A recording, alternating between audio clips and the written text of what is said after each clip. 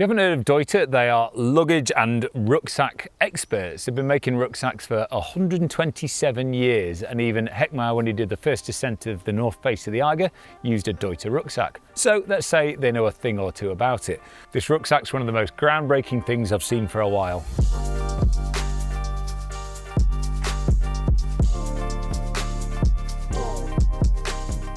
So firstly, let's start with the basics. This is a 60-litre rucksack, and it is for expeditions, hence the name, Expedition Ultra 60.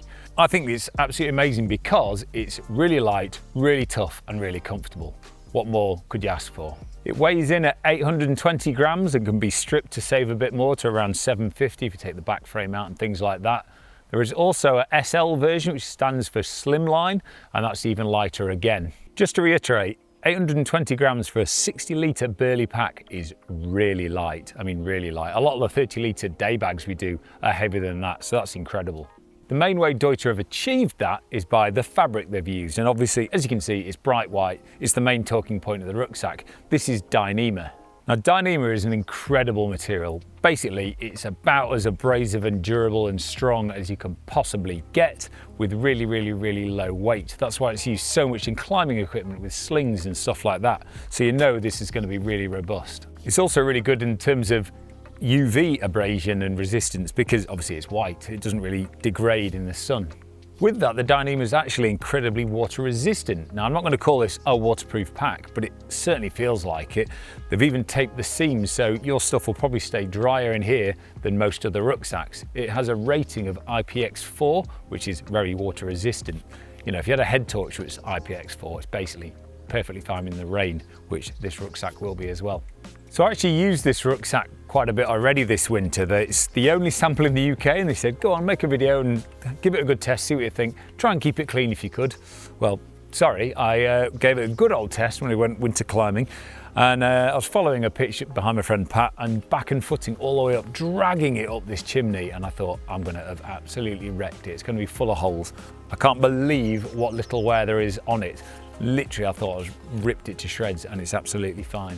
They've got a bit of a cheesy catchphrase for this. It's taking comfort to the extremes. Now, I actually think that kind of makes sense because a climbing pack generally not that brilliant for carrying loads in. It may be good for climbing, but actually this was incredibly comfortable. Quite a long walk-in that we did this winter, carrying quite a lot of gear, and it felt really nice to use. And also climbing in it was great as well. So I would agree with that cheesy strapline.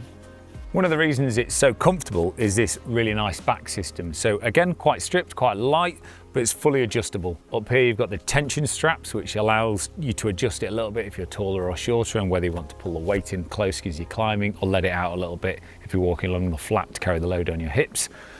Quite nice thin hip fins, I would say, so they don't get in the way while climbing. I actually left the fins on and not folded around the back like some people like to do while I was climbing, and it didn't get in the way of the harness at all actually, which I was quite surprised by, and it felt really secure while I was climbing.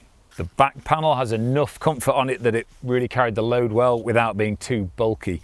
And also it seemed to just shed any moisture. I mean, I was sweaty on the walk-in and then covered in snow once we started climbing, and it literally held no moisture at all, so I was really happy about that. The way it gets the weight onto the hips is pretty simple but works well, and that's got a frame in it. It's just a simple, like nearly wired frame it feels like. And what's great is that's completely removable, because when I tried climbing without taking that out, I actually found it was catching my helmet a little bit, but that's why it's really good at carrying weight, because it comes up above my shoulders. It takes 2 seconds to take that frame out if you want to leave it at the base or even leave it loose in the bag. And that means that the back can sort of curl around your shoulders and not get in the way when you're climbing. These little white areas here have got some really nice padding in them, and this lumbar support down here is absolutely brilliant, and it doesn't sort of stick in the back, it just feels really nice and comfortable on my lower back. While I've got it spun this way round, I'd just like to show you this little zip here, because this is really cool actually. This is access to the main compartment of the rucksack, so if you're out on the hill for a big day, big rucksack, and you've left something down at the bottom, you can get on in there. Some people also like to have a little bit of rope sticking out there. If you're doing alpine stuff, it's quite handy to be able to pull excess of the rope out if you need to. Another nice simple feature that's so often left off climbing rucksacks is an external pocket. Now I get it, if you're back and footing or trying really hard in a chimney or something like that, you don't want anything to catch. But this elasticated one seems to sit really flush when you've not got stuff in it, so it didn't get in the way when you were climbing.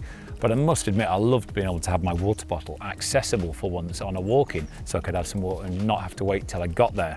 Also, do bear in mind, this is really designed for these sort of expedition big stuff. So you might be, a couple of days walking before you even get to the climb. So it's got to be a really good walking pack as well as a good climbing pack. And we all like having an external pocket when we're going walking.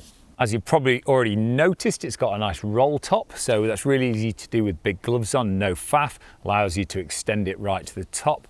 Also, that really helps if it's snowing or spindrift, because obviously you don't want to get any snow in there. It's a nice secure seal. Deuter have also added a really simple but quite crucial clip for me. Everyone always does this where it's roll top clip at the top, but I really like it when you can clip these buckles back down this way. So there's another clip down here, so actually the side strap can come down that way. That's really good when it's not very full and you want to compress the bag. It's got loads of compressibility, so obviously these side buckles here, you can drop skis in there if you needed, but also compress it really nicely if you were climbing in it and it's nearly empty. Really important for me. Lots of adjustability, you can put this up and down here, but also they're removable. If you want to really strip the weight down, they're just locked fitted on here and you can just take that off. The front pocket is also brilliant. It's huge, it's basically this whole front panel. Huge water resistant zip all the way down the side here for easy access. It's got the crucial key clip in there as well, because you don't want to chuck your keys off your belay ledge. And it's really nice that a map fits in there, dead easy, guidebook, anything like that, in and out, no problem. On that note, I think it's worth mentioning that being white and being Dyneema and all the benefits that has, also it's quite a benefit that it's really easy to see stuff inside it. It's basically translucent, you look inside and there's no rummaging around because there's your product, there's the thing you need. Same in the front pocket. When I put the map in there, you can pretty much see it through the panel. Another feature I love is this sort of ergonomic handle here. So it's great if you're just grabbing it and chucking it around, because often this is going to be heavy, full of stuff. You're on a big expedition, you're going to be moving it about back and forth all the time, and that really helps while chucking it about. If you did already have it completely full and your rope had to live on the outside, you've got this strap over the top, of course, so you can strap it nice and tight and put your rope on the outside. That's got 2 attachment points, so if you wanted to pull it right down here and really compress it, you can do so. And obviously it's got the really nice attachment points for your ice axes and can slot away in there so they feel nice and secure when you're walking in. While designing this pack, Deuter spoke to their athlete Tamara Lunga, who sounds really gnarly, so she's done K2 and things like that. And apparently there's an amazing bit of footage, hopefully we'll find it for you, of her hanging off the bag, just showing you how tough it is. Maybe don't try that at home. So I've talked about the durability of the fabric, but also what's really durable is the buckles, because obviously if you slam that in a car door and smash it when they're plastic, it's lovely having metal ones, and on a long trip you're not going to break anything on this. So as I mentioned, they also come in an SL version as well, which is a slimline. It's not just that they've made the back length shorter, they also adjust the shoulders and the hip belt, mainly for the female form. So even though this bag is designed for obviously huge, big, gnarly trips, I actually think it's quite an all-rounder. I think walkers are going to like it as well as climbers. I would certainly use it again, Scottish winter climbing, because it's lighter than a lot of the rucksacks out there.